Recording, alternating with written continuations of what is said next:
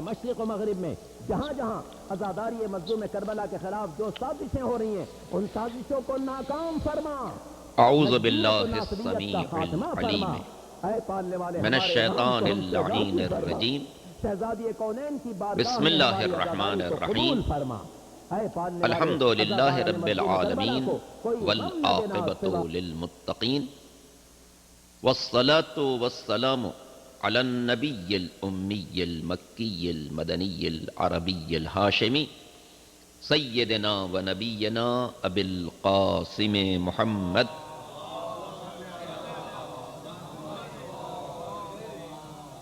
وآلہ الطیبین الطاہرین المعصومین المظلومین الغر المیامین الذین اذهب اللہ عنہم الرجس وطہرہم تطہیرا۔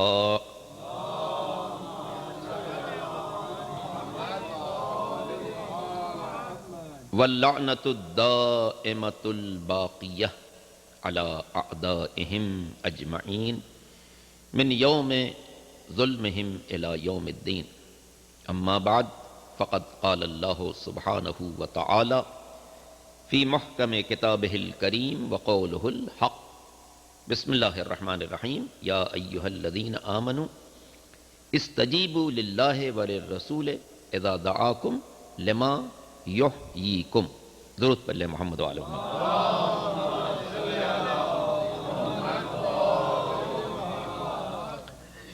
سورہ مبارکہ انفال کی آیت نمبر 24ویں، جس کے ابتدائی حصے کی تلاوت کی سعادت حاصل کی گئی۔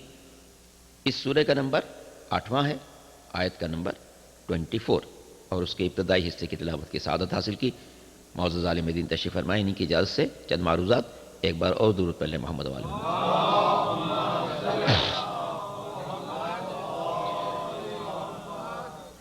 تو ارشاد قدرت ہے کہ یا ایہا الذین آمنوا، اے ایمان والو، استجیبوا للہ وللرسول، لبیک کہو خدا و رسول کی آواز پر، اذا دعاکم لما یحییکم، جب وہ تمہیں بلا رہے ہیں ان باتوں کی طرف جو تمہیں زندگی عطا کرنے والی ہیں۔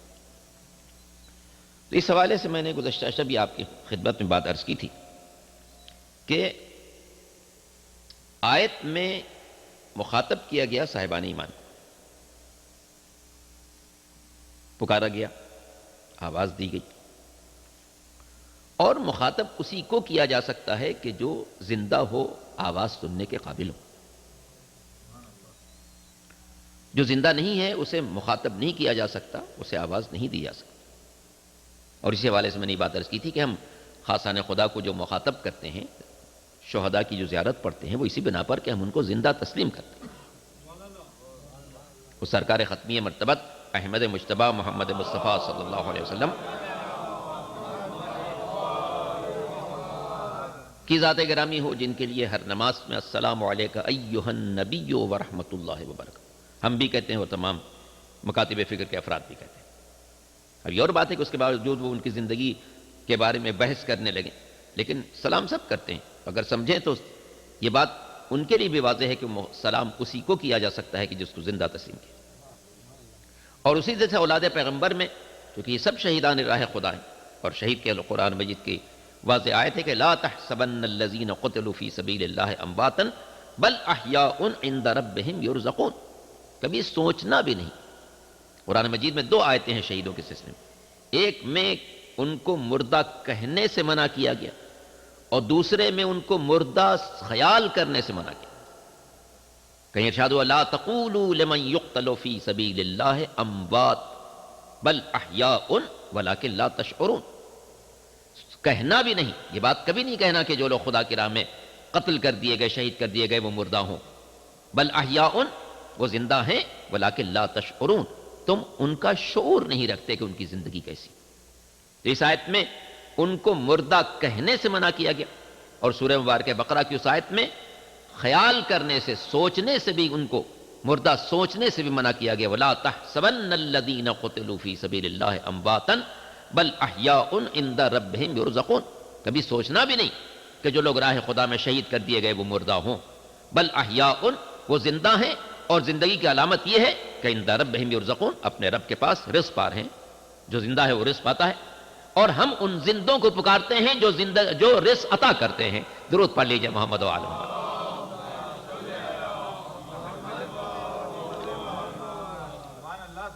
تو قرآن نے تو یہ اعلان کیا کہ یہ زندہ ہیں، رزق پاتے ہیں. ہم انہیں پکارتے ہیں جو رزق عطا کرنے والے، اور جن کے ساتھ قیم کائنات کو رزق مل رہا. مولا کائنات حل علی مشکلات امیر المومنین علی ابن ابی طالب علیہ السلام نے نہج البلاغہ میں اس بات کی تصریح فرمائی ہے، ان آل محمد لا یقاس بہم احد من هذه الامہ. آل محمد کی جو منزلت ہے دنیا کے انسانوں سے اور امت کے افراد سے ان کا موازنہ نہیں کیا جا سکتا. اور اس کے بعد مولا نے فرمایا ہے کہ ان میں سے امت کے افراد رزق پانے والے ہیں، اور آل محمد وہ ہے جو رزق عطا کرنے والا. تو جو رزق پانے والا ہے وہ اس کے مساوی کیسے قرار دیا جا سکتا ہے جو رزق عطا کرنے والا ہے؟ اور پھر قرآن مجید میں سورہ مبارکہ بقرہ کی اس آیت کو پیش نظر رکھیں جس میں خالق دو جہاں نے واضح طور پر ارشاد فرمایا کہ وَجَعَلْنَاكُمْ أُمَّةً وَسَطًا لِتَكُونُوا شُهَدَاءَ عَلَى النَّاسِ وَيَكُونَ الرَّسُولُ عَلَيْكُمْ شَهِيدًا. اے اہل بیت پیغمبر، اللہ نے تمہیں درمیان کی امت قرار دیا، لِتَكُونُوا شُهَدَاءَ عَلَى النَّاسِ وَيَكُونَ الرَّسُولُ عَلَيْكُمْ شَهِيدًا، تاکہ تم عام بنی نوع انسان پر گواہ رہو، پیغمبر تم پر گواہ. تو اب تین منزلیں قرار پائی، ایک عام انسانوں کی منزل، ایک آل محمد کی منزل، ایک پیغمبر کی منزل. عام انسانوں پر آل محمد گواہ، آل محمد پر پیغمبر گواہ. درود پڑھ لیجئے محمد و آل محمد.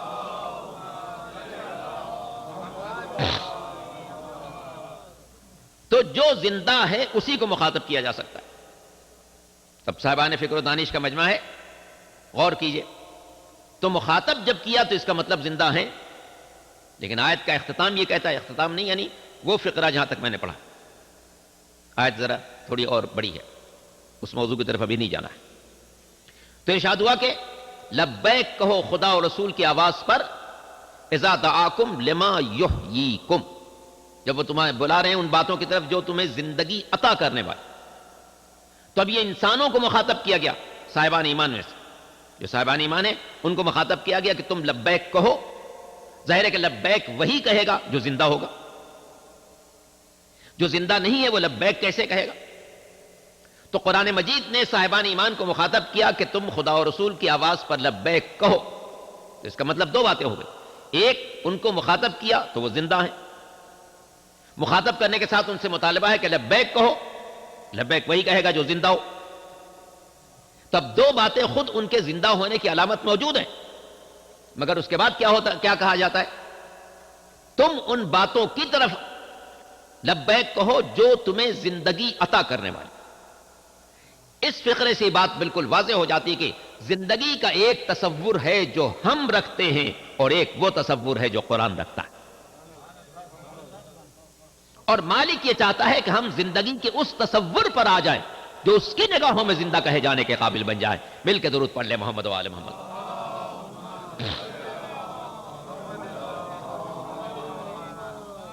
اور اسی حوالے سے میں نے یہ بات گزشتہ سب عرض کی تھی، اس کا ایک تتمہ ہے کہ جناب بعض لوگوں نے ارتقاء حیات کو ایک عجیب عنوان سے دیکھا، کیونکہ ان کے یہاں تصور نہیں تھا نہ خدا کا نہ خالق کا. اس لیے وہ جو ایک بات بہت مشہور شعر ہے کہ فلسفی کو بحث کے اندر خدا ملتا نہیں، فلسفی کو بحث کے اندر خدا ملتا نہیں، ڈور کو سلجھا رہا ہے اور سرا ملتا نہیں. تو اصل مرکز کو چھوڑنے کی بنا پر وہ ڈور الجھ گئی. اب جو ڈور الجھ گئی تو اگر پہنچ جاتے مرکز علم پر، اور میں اس لیے عرض کرتا ہوں کہ ہم پر اللہ کا بہت بڑا احسان ہے کہ اس نے ہمیں علی اور اولاد علی سے وابستہ قرار دیا. مولا کے کلام کا جو نادر ترین مجموعہ ہمارے درمیان موجود ہے، علامہ سید رضی علیہ الرحمٰن نے اس کو مرتب کر کے قوم کے سامنے پیش کیا. اور یہ وہ خطبے ہیں جو اس سے پہلے لوگوں کو ازبریات تھے. مسعودی بہت پہلے گزرے ہیں علامہ سید رضی شریف علیہ الرحمہ سے، اور انہوں نے لکھا ہے کہ مولا کائنات کے 400 خطبے ایسے تھے جسے لوگ ازبر یاد کرتے تھے اور اپنی محفلوں میں سناتے تھے، اور بندگان خدا کے درمیان وہ شخص انتہائی خطیب اور اعلیٰ درجے کا مقرر سمجھا جاتا تھا جو میرے مولا کے ان خطبوں سے استفادہ کرتا تھا. بالکل درود پڑھ لے محمد و آل محمد.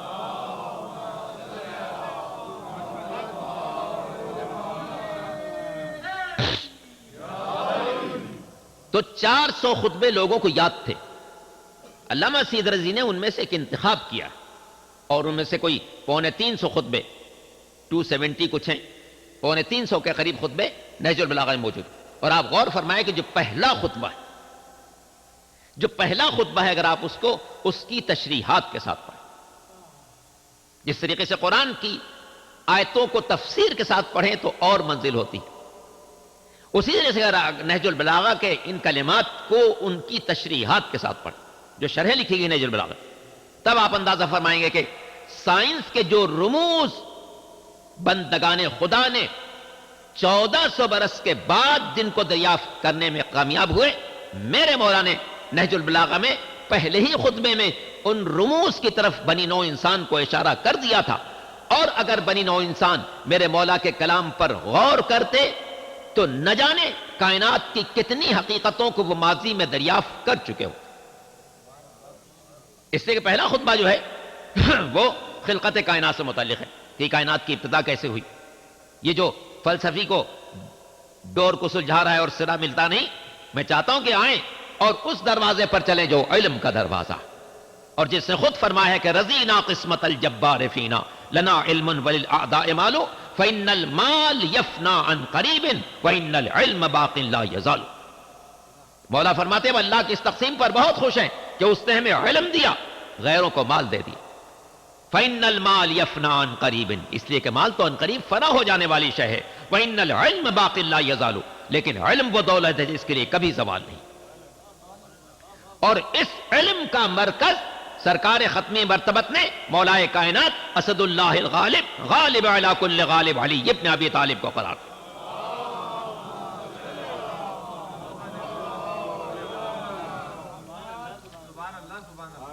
تو بارگاہ میں آؤ تاکہ علم مل سکے. تو جناب یہ لوگ چونکہ ارتقاء حیات کو سمجھنا چاہتے تھے اور بغیر مرکز کے سمجھنا چاہتے تھے، تو جناب یہی ہوا کہ جناب ان کا کہ اس کائنات میں پہلے ایک چھوٹا سا کیڑا پیدا ہوا اور اس سے پھر ڈیولپ ہوتے ہوتے مختلف مخلوقات پیدا ہوئے، پھر انسان بن گیا. اور میں نے اس حوالے سے عرض کیا تھا کہ ڈارون صاحب پتہ نہیں اپنے والد سے ناراض تھے یا دادا سے ناراض تھے یا کس سے ناراض تھے کہ انہوں نے کہہ دیا کہ جناب ہمارے آبا و اجداد جو تھے وہ تو جا کچھ اور تھے. درود پڑھ لے محمد وعلی محمد.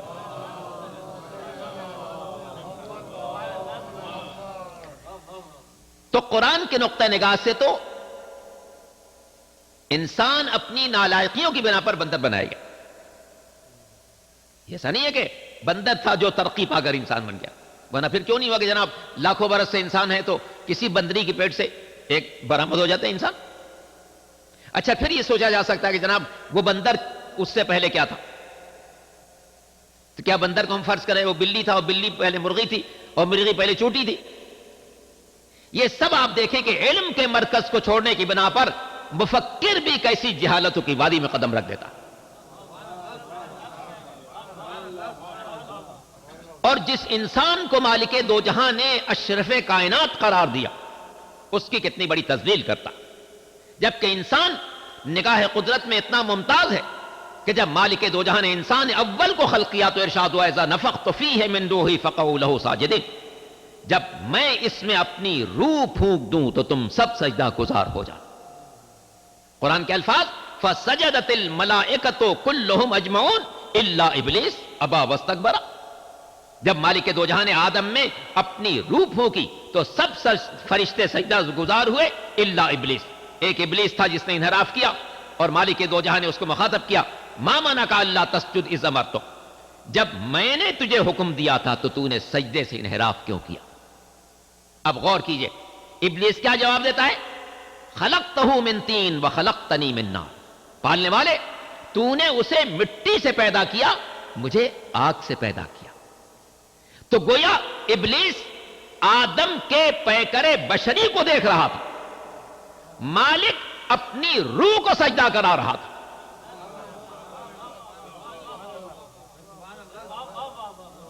مالک اپنی روح کو سجدہ کرا رہا تھا اور وہ پیکرے بشری کو دیکھ رہا تھا، اور آج کا یہ سجدہ نگاہ قدرت میں اتنا معتبر تھا کہ آج جس نے سجدہ کیا اس کے ماضی کا ہر سجدہ قابل قبول، اور جس نے آج سجدے سے انحراف کیا اس کے ماضی کا کوئی سجدہ قابل قبول نہیں۔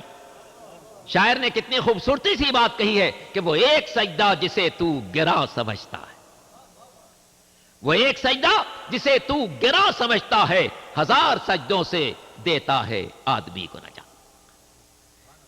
تو غور فرمائیے اس بات پر کہ بزم ملکوت میں سب نے سجدہ کیا، ایک نے سجدے سے انحراف کیا۔ تو آج کا یہ سجدہ اتنا معتبر تھا کہ اب اس کے ماضی کے کسی سجدے کا کوئی اعتبار نہیں رہا۔ مالک نے حکم دیا میری بزم سے نکل جا، اس لیے کہ میں سجدوں کی کثرت نہیں دیکھتا، معرفت دیکھتا ہوں۔ سجدوں کی کثرت نہیں دیکھتا، معرفت دیکھتا ہوں۔ مالک دو جہاں نے اسے بزم سے اٹھ جانے کا حکم دیا، فخرج انک رجیم، نکل جا، مردود بارگاہ ہے تو۔ غور کیجئے اس بات پر، مالک دو جہاں کی بزم میں یہ بیٹھنے والا نہ جانے کب سے اس بزم میں موجود تھا۔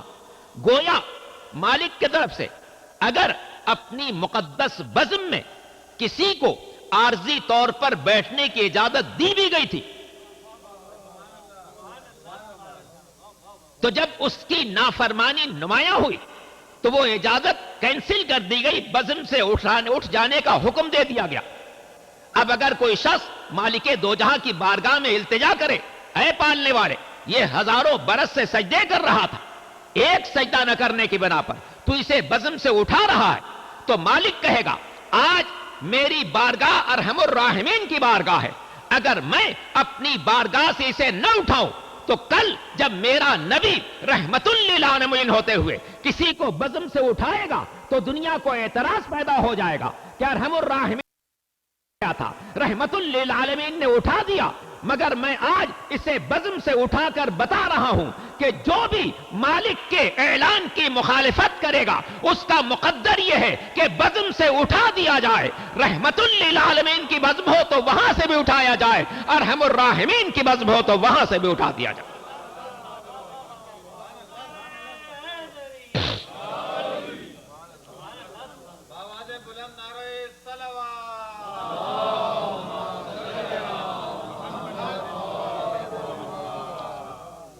حالانکہ یہ لوگ ساری بڑی بڑی جنگوں میں شریک ہوتے رہے، مگر جناب آپ اچھی طریقے سے جانتے ہیں کہ جو لوگ بزم پیغمبر میں بیٹھنے والے بہت ساری جنگوں میں شرکت کرتے رہتے تھے، بڑی صاف ستھری شرکت کرتے تھے۔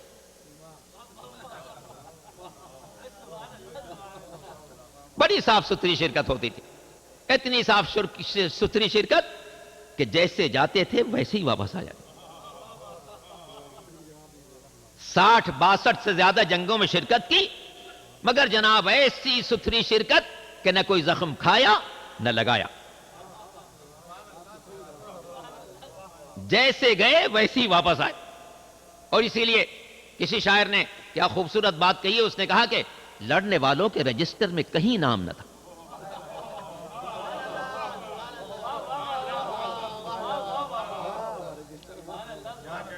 یہ پورا رجسٹر کھول جالا، بدر دیکھا نہیں ملا، احد میں دیکھا نہیں ملا، خندق میں نہیں ملے، خیبر میں نہیں ملے، ذات السلاسل میں نہیں ملے، حنین میں نہیں ملے، تو لڑنے والوں کے رجسٹر میں کہیں نام نہ تھا، کھانے پینے کے سوا اور کوئی کام نہ۔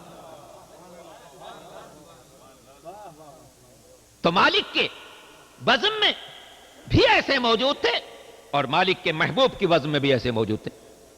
تو جناب ہم اس بات پر یقین رکھتے ہیں کہ اسلام کے نام پر، دین خدا کے نام پر مال غنیمت استعمال کرنے والے اور ہیں، راہ خدا میں جان کا نذرانہ پیش کرنے والے اور ہیں۔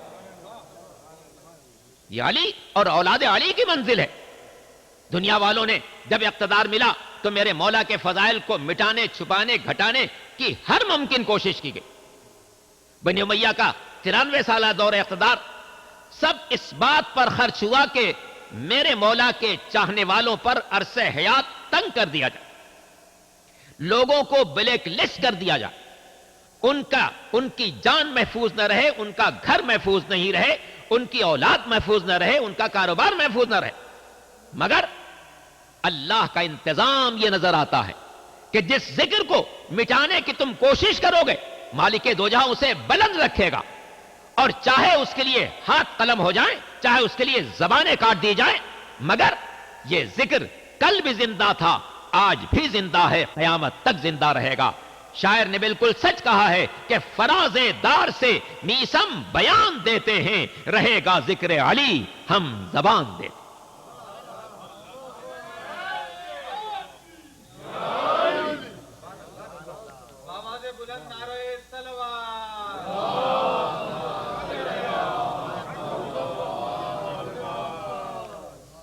اور مولا کے بارے میں تو پیغمبر کی ایک حدیث اتنی جامع کہ اس میں کئی تاریخی مسئلے بھی حل ہو جاتے ہیں۔ پیغمبر کو مشہور فرمان گرامی جسے علامہ محب الدین طبری نے اپنی کتاب الریاض النظرہ فی احوال العشرۃ المبشرہ میں لکھا، وہ کیا لکھتے ہیں؟ یا علی اوتیتا ثلاثا لم اوت مثلہن، علی تمہیں 3 خصوصیات ایسی ملی ہیں جیسی کسی کو نہیں ملی، حتیٰ کہ مجھے بھی نہیں ملی۔ یا علی اوتیتا ثلاثا، تمہیں 3 خصوصیات ایسی ملی جیسی نہ تمہیں ملی نہ کسی اور کو ملی۔ علی تمہاری پہلی خصوصیت یہ ہے کہ تمہیں فاطمہ جیسی شریک حیات ملی، نہ ویسی مجھے ملی نہ کسی اور کو ملی۔ جب چھٹے امام حضرت جعفر صادق علیہ السلام سے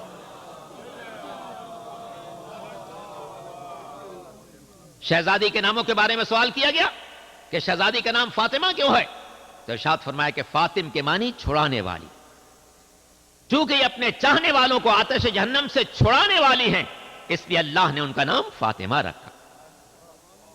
راوی نے پوچھا شہزادی کا لقب زہرا کیوں ہے، ارشاد فرمایا زہرا چمن کی رونق اور روشنی کو کہا جاتا ہے۔ علی و فاطمہ جب جنت میں کسی بات پر مسکرائیں گے تو ان کے مسکرانے سے ہر مومن اور ہر مومنہ کے گھر میں ایک روشنی پہنچ جائے گی، اس روشنی کے مناسبت سے ان کا لقب زہرا قرار پایا۔ راوی نے سوال کیا کہ شہزادی کا لقب طاہرہ کیوں ہے، ارشاد فرمایا کیا تم نہیں جانتے کہ آئے تطہیر میں جب شہزادی کی چادر میں ان کے بابا، ان کے شوہر، ان کے بچے جمع ہوئے تو مالک دو جہاں نے اعلان کیا انما یرید اللہ لیذھب عنکم الرجس اہل البیت ویطہرکم تطہیرا۔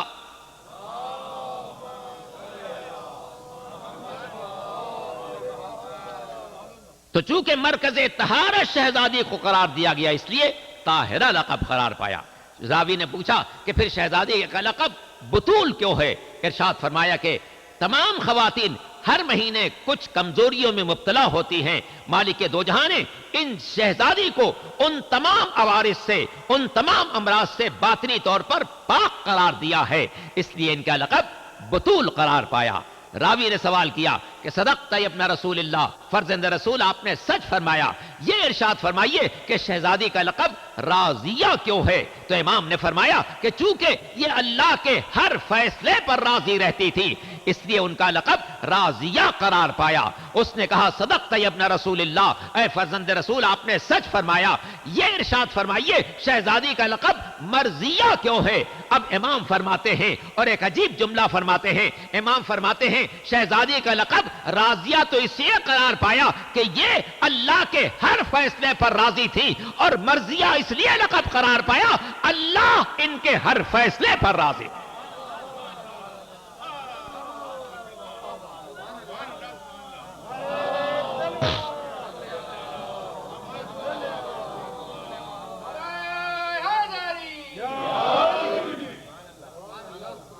تو راضیتن مرضیہ، یہ راضی بھی ہیں مرضی بھی ہیں، یہ اللہ کے ہر فیصلے پر راضی، اللہ ان کے ہر فیصلے پر راضی۔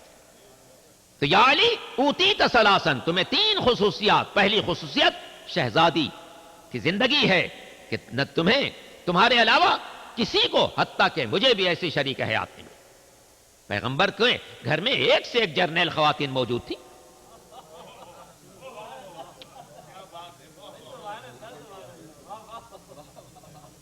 جن کے لیے ابن عباس نے کیا خوبصورت بات کہی ہے.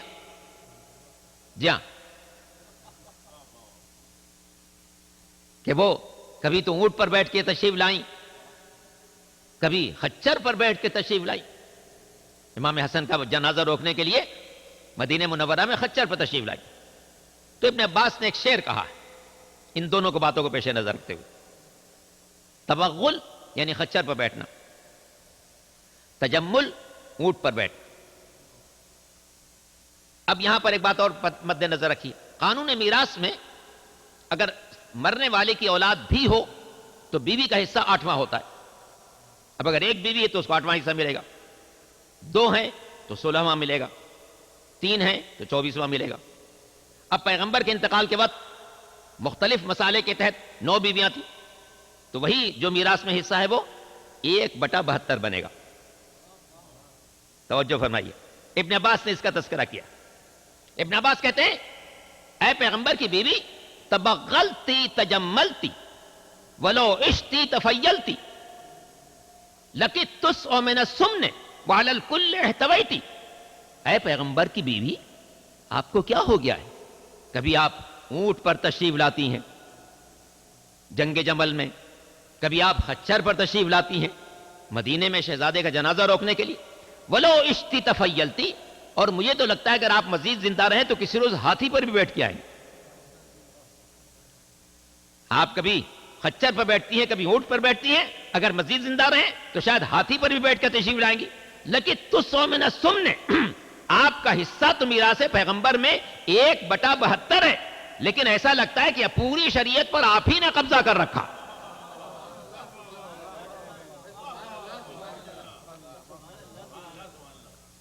تو پہلی خصوصیت یا علی تمہیں فاطمہ جیسی شریک ہاتھ میں.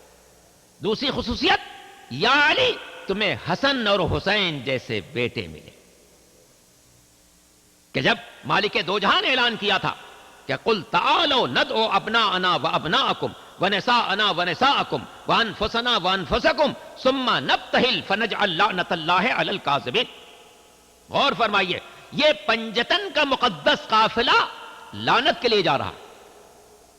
توجہ فرما رہے ہیں آپ کہ یہ مالک نے ارشاد فرمایا کہ اگر یہ لوگ علم و یقین آنے کے باوجود آپ سے بحث و مباحثہ کرتے ہیں تو ان سے کہیے تم آؤ اپنی عورتوں کو لاؤ، ہم اپنی عورتوں کو لائیں، تم اپنے بیٹوں کو لاؤ، ہم اپنے بیٹوں کو لائیں، تم اپنے نفسوں کو لاؤ، ہم اپنے نفسوں کو لائیں، تاکہ گڑ گڑائیں اور اللہ سے التجا کریں کہ وہ جھوٹوں پر لعنت قرار. اور یہ کون سا واقعہ ہے؟ آپ سب جانتے ہیں، مباہلے کا واقعہ. پیغمبر اسلام کی حیات طیبہ میں دشمنوں سے 60 سے زیادہ معرکے ہوئے، مگر واحد معرکہ جس میں حق کی نمائندگی کے لیے صرف معصوم گئے تھے، اور اس صف میں کوئی غیر معصوم شامل نہیں تھا. باقی جتنی جنگیں ہوئی ہیں اس میں حق کی نمائندگی کرنے والوں میں معصوم بھی شامل ہوتے تھے، غیر معصوم بھی شامل ہوتے تھے. جنگ بدر ہو، احد ہو، خندق ہو، خیبر ہو، ذات السلاسل ہو، حنین ہو، جتنے بھی معرکے ہیں ان میں حق کی نمائندگی کرنے والوں میں معصوم بھی تھے، غیر معصوم بھی تھے. مگر مباہلہ واحد معرکہ ہے جس میں حق کی نمائندگی کرنے والوں میں کوئی غیر معصوم نہیں تھا، یا پیغمبر ہیں، یا شہزادی ہیں، یا مولا ہیں، یا حسن و حسین.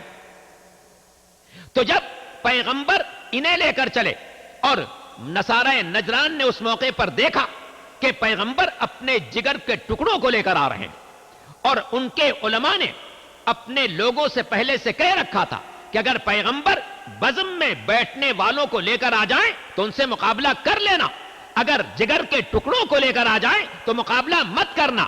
اب کہنے میں بات آتی ہے کہ وہ گمراہ تھے، اللہ کو نہیں مانتے تھے، پیغمبر کا کلمہ نہیں پڑھتے تھے، مگر اتنا ضرور جانتے تھے کہ بزم میں بیٹھنے والے اور ہیں، اولاد کی منزل اور.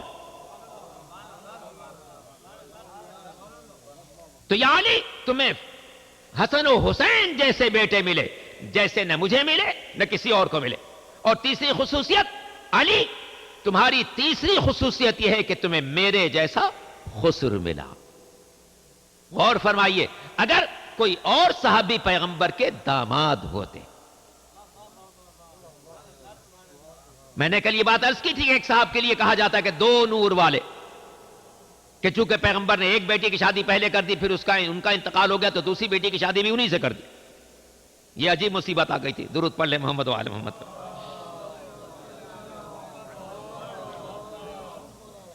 تو اس سے کہہ دیا گیا جناب پیغمبر کے وہ دو مرتبہ پیغمبر کے داماد بنے. اگر کوئی اور بھی پیغمبر کا داماد ہوتا تو کیا پیغمبر اس کے خسر نہ ہوتے؟ غور کرنے کی بات ہے. یہ دامادی اور خسر کا رشتہ تو مساوی چلے گا. اگر کوئی کسی کا داماد ہے تو اس کا خسر ہے. اب پیغمبر کیا فرماتے؟ علی, تمہاری انفرادی شان یہ ہے کہ تمہیں میرے جیسا خسر ملا. اور ظاہر ہے یہ بات گھر میں نہیں کہی تھی, مجمع عام میں کہی تھی. اگر کوئی اور صحابی کلیم کرتے تھے کہ میں بھی داماد پیغمبر ہوں تو اس وقت ان کو اٹھنا چاہیے تھا, پیغمبر سے کہنا چاہیے تھا کہ اللہ کے رسول میں بھی تو آپ کا داماد ہوں, بلکہ ڈبل داماد ہوں. درود پڑھ لے محمد و آل محمد پر. اب آپ کی مرضی ہے کہ آپ ڈبل کو اردو میں سمجھے یا انگلش میں سمجھے. ایک بار اور درود پڑھ لے محمد و آل محمد پر.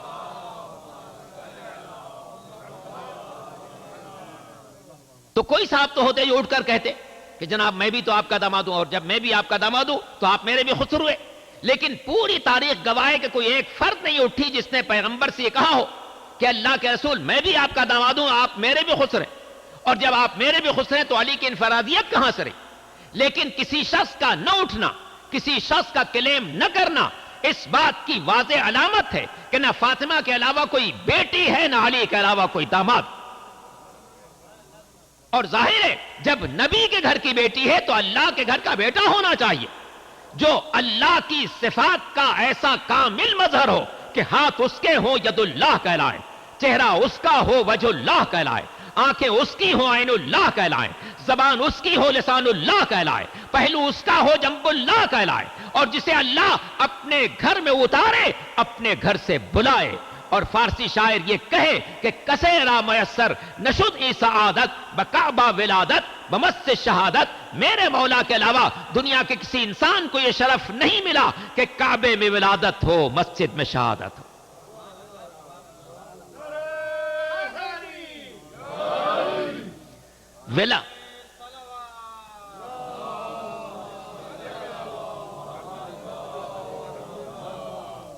ولادت اتنی منفرد کہ نہ آپ سے پہلے اللہ کے گھر میں کسی کی ولادت, نہ آپ کے بعد اللہ کے گھر میں کسی کی ولادت. اور شہادت اتنی منفرد کہ جو ممکنہ فضیلتیں تھیں سب شہادت کے موقع پر جمع کر.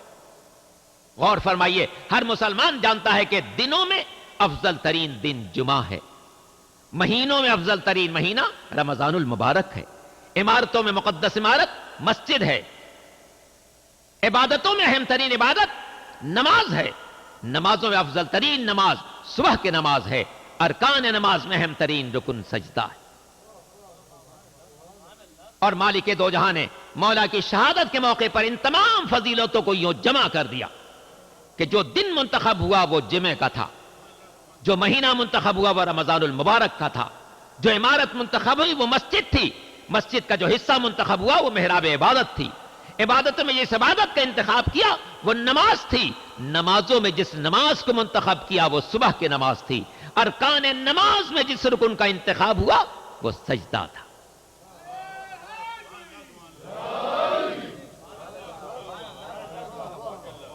نہ ویسی ابتدا کسی کی نہ ویسے انجام کسی کا, کامل ترین زندگی ہے. اور اسی لیے جب سجدے میں سر ہے اور قاتل کی تلوار گرتی ہے تو زبان مبارک پر بس یہ جملہ ہے, فزتو ورب الکعبہ, رب کعبہ کی قسم میں کامیاب ہو گیا.